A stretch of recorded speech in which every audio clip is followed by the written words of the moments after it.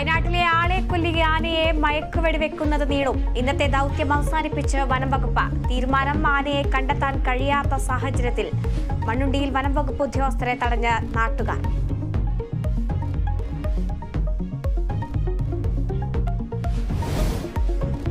മാനന്തവാടിയിൽ കാട്ടാന ആക്രമണത്തിൽ കൊല്ലപ്പെട്ട അജിക്ക് വിട ചൊല്ലി നാട്. സംസ്കാര ചടങ്ങുകൾ പൂർത്തിയായി. സർക്കാരിനെതിരെ വിമർശനവുമായി മാർത്തോമ സഭാധ്യക്ഷൻ.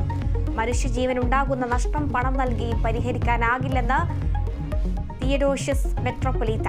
കാട്ടാനാക്രമണം തടയാൻ സ്പെഷ്യൽ സെൽ രൂപീകരിക്കണമെന്ന് മന്ത്രി എ കെ ശശീന്ദ്രൻ.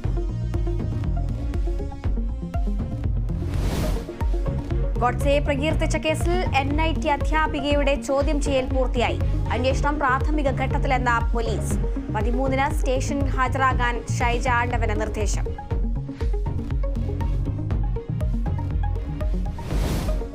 പ്രധാനമന്ത്രിയോടൊപ്പമുള്ള വിരുന്ന് വിവാദത്തിൽ NK പ്രേമചന്ദ്രന് പ്രതിരോധം തീർത്ത കോൺഗ്രസ്.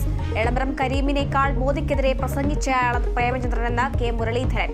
ഒറ്റപ്പെടുത്താൻ ശ്രമിച്ചാൽ UDF ഒറ്റക്കെട്ടായി എതിർക്കും.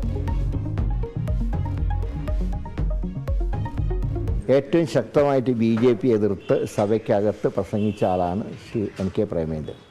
അപ്പം അങ്ങനെയുള്ള പ്രേമേന്ദ്രനെ പ്രധാനമന്ത്രി വിളിച്ചപ്പോൾ ഭക്ഷണം കഴിക്കാൻ പോയി എന്നുള്ളതിൻ്റെ പേരിൽ ഒറ്റപ്പെടുത്താൻ ശ്രമിച്ചാൽ അതിനെ UDF ഒറ്റക്കെട്ടായിട്ട് എതിർക്കും.